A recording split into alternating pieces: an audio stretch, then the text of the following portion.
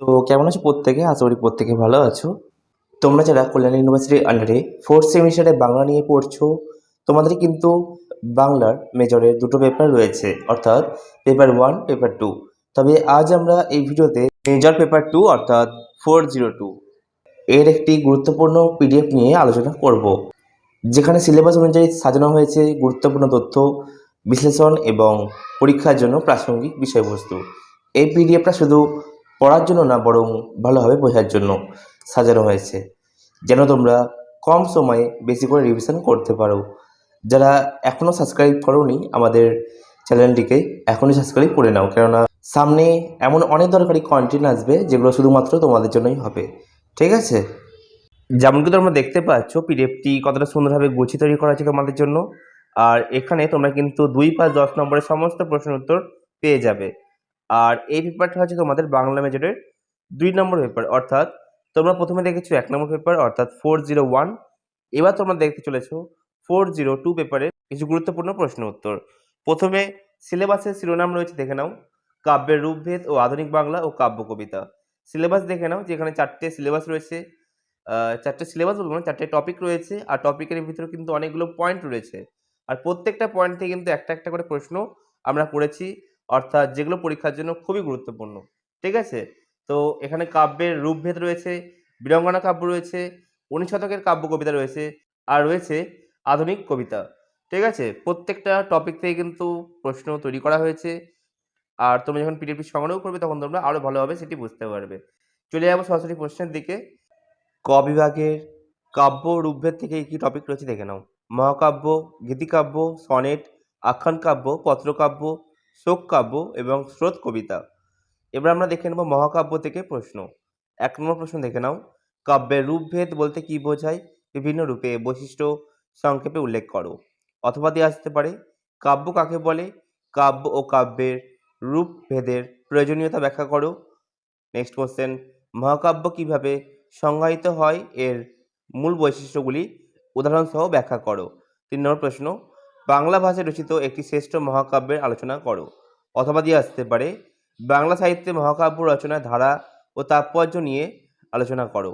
তোমাদেরকে ছোট্ট একটা কথা বলে রাখি, আমাদের পিডিএফে কিন্তু প্রত্যেকটা প্রশ্নের সাথে কিন্তু একটা করে অথবা দেওয়া রয়েছে। ঠিক আছে? অর্থাৎ তোমরা যখন পিডিএফটি সংগ্রহ করবে তখন তোমরা বুঝতে পারবে যে পিডিএফটি কতটা গুছিয়ে তৈরি করা হয়েছে তোমাদের জন্য। আর যারা প্রথম পেপারটা সংগ্রহ করতে চাও বাংলা, তারা মাত্র 90 টাকা পেমেন্ট করে তোমরা কিন্তু পেপারটি সংগ্রহ করতে পারবে। আর এই পেপারটা অর্থাৎ মেজর 2 পেপারটা যদি সংগ্রহ করতে চাও তাহলে তোমরা মাত্র 85 টাকা পেমেন্ট করে তোমরা কিন্তু পিডিএফটি সংগ্রহ করতে পারো। অর্থাৎ তোমরা যদি দুটো পিডিএফ সংগ্রহ করবে বলে মনে করো তাহলে দুটো পিডিএফ এর জন্য তোমাদেরকে মাত্র 175 টাকা পেমেন্ট করলেই হবে। ঠিক আছে? এর থেকে বেশি পেমেন্ট করার কোনো প্রয়োজন নেই। আখ্যান কাব্যের প্রশ্ন দেখে নাও।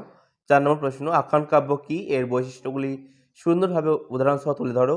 5 নম্বর প্রশ্ন, বাংলা সাহিত্যের একটি বিখ্যাত আখ্যান কাব্যের পরিচয় দাও। অথবা দিয়ে আসতে পারে পরীক্ষাতে একটি নির্দিষ্ট আখ্যান কাব্যের আলোকে আখ্যান ধর্মীয় কাব্যের বৈশিষ্ট্য ব্যাখ্যা করো। সনেট থেকে প্রশ্ন দেখে নাও। সনেট কি? এর স্বরূপ ও বৈশিষ্ট্যগুলি স্পষ্ট করে ব্যাখ্যা করো। অথবা দিয়ে আসতে পারে সনেট কাব্যের গঠন ও বিষয় বৈচিত্র্য সংক্ষেপে আলোচনা করো। 7 নম্বর প্রশ্ন, বাংলা ভাষায় রচিত একটি উল্লেখযোগ্য সনেট সম্পর্কে আলোচনা করো। গীতিকাব্য থেকে প্রশ্ন দেখে নাও। 8 নম্বর প্রশ্ন, গীতিকাব্য বা গীতিকবিতা কি? এর বৈশিষ্ট্যগুলি উদাহরণসহ আলোচনা করো বা ব্যাখ্যা করো। আর আমি অথবাগুলো বলছি না, বাকি যখন তোমরা পিডিএফ সংগ্রহ করবে তখন তোমরা দেখে নেবে। ঠিক আছে?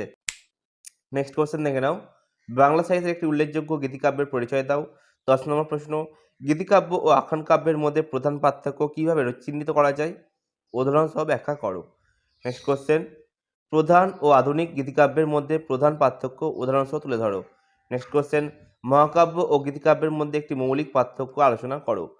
নেক্সট, পত্রকাব্য থেকে প্রশ্ন করা হয়েছে, দেখে নাও। 1 নম্বর প্রশ্ন, পত্রকাব্য কি? এর বৈশিষ্ট্যগুলি উদাহরণসহ বিশ্লেষণ করো। নেক্সট কোশ্চেন, বাংলা ভাষার একটি সার্থক পত্রকাব্যের পরিচয় দাও। নেক্সট, শোক কাব্য অর্থাৎ শোক কাব্য টপিকে রয়েছে কি কি প্রশ্ন দেখে নাও। শোক কাব্য বা এলিজি কিভাবে সংজ্ঞায়িত হয়, এর বৈশিষ্ট্যগুলি সংক্ষেপে উল্লেখ করো।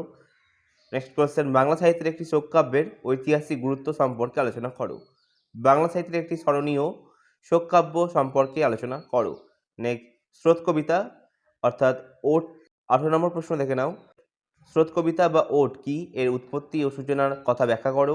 নেক্সট কোশ্চেন, ওড বা স্রোত কবিতার প্রধান বৈশিষ্ট্যগুলি পরিষ্কারভাবে তুলে ধরো। নেক্সট, বাংলা ভাষায় একটি উল্লেখযোগ্য স্রোত কবিতার সম্পর্কে আলোচনা করো। তাহলে এই ছিল তোমাদের ক বিভাগের সমস্ত প্রশ্ন।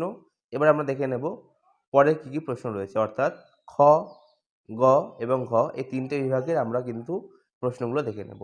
তো চলো প্রশ্নগুলো দেখে নিই। কাব্যের রূপভেদ, এখান থেকে তো আমি সমস্ত প্রশ্নগুলো বলে দিলাম। বাকি থেকে গেল বীরাঙ্গনা কাব্য, আর রয়েছে 19 শতকের গীতি কবিতা, আর রয়েছে আধুনিক কবিতা। এর অন্তর্ভুক্ত গুরুত্বপূর্ণ প্রশ্নগুলো তালিকা রেডি, তবে যেহেতু ভিডিওটি অনেক বড় হয়ে যাবে তার জন্য আমি আর প্রশ্নগুলো বলছি না, ঠিক আছে। বাকি আমি এই ভিডিওতে প্রশ্নগুলো দেখিয়ে দিচ্ছি কী কী প্রশ্ন রয়েছে আর কীভাবে পিডিএফটি গুছিয়ে তৈরি করা হয়েছে। বেঙ্গলি মেজর 402 পেপারটি সম্পূর্ণ সাজেশন ভিত্তিক পিডিএফ এখন রেডি, এবং যে কোনো ছাত্রছাত্রী মাত্র 85 টাকার বিনিময়ে এটি সংগ্রহ করতে পারো। এই দামে তথ্য সমৃদ্ধ পরীক্ষাভিত্তিক এবং কমন প্রশ্নের পিডিএফ তোমরা অন্য কোথাও পাবে না, এটা আমি আত্মবিশ্বাসের সাথে বলতে পারি। বাজারে যে সমস্ত বই পাওয়া যায়, যেগুলোর দাম সাধারণত 150 টাকা 250 টাকা, সেই তুলনায় আমাদের পিডিএফ অনেক কম দামে এবং অনেক বেশি কার্যকরী। আমাদের প্রতিটি সেমিস্টারে সাজেশন থেকে 100% কমন এসেছে, আর এবারও ব্যতিক্রম হবে না বলে আমি বিশ্বাস করি। অর্থাৎ থার্ড সেমিস্টারে তোমরা যেমন পরীক্ষায় কমন পেয়েছো, ভালো ফলাফল করেছো, তেমন এই সেমিস্টারেও কিন্তু তোমরা আমাদের কাছ থেকে 100% কমন পাবে, ভালো ফলাফল পেয়ে পরীক্ষায় পাস করবে, ঠিক আছে। তাই সময় এবং অর্থ দুটোই বাঁচাতে পরীক্ষার জন্য একটি কার্যকর প্রস্তুতি নিতে এখনই আমাদের পিডিএফ সংগ্রহ করতে পারো তোমরা। আর যে কোনো প্রশ্ন থাকলে বা বিস্তারিত জানতে চাইলে আমাকে হোয়াটসঅ্যাপে মেসেজ করতে পারো। ভিডিওটি ভালো লাগলে অবশ্যই লাইক করবে, কমেন্ট করবে কেমন হয়েছে ভিডিওটি, এবং শেয়ার করবে তোমাদের বন্ধুদের সাথে যার এই পেপারটি রয়েছে। যারা প্রথমবার আমাদের চ্যানেলে ভিডিও দেখছো তারা প্রত্যেকে সাবস্ক্রাইব করে নেবে। আবারও কোনো নতুন টপিক নিয়ে কথা হবে, ততক্ষণের জন্য বাই।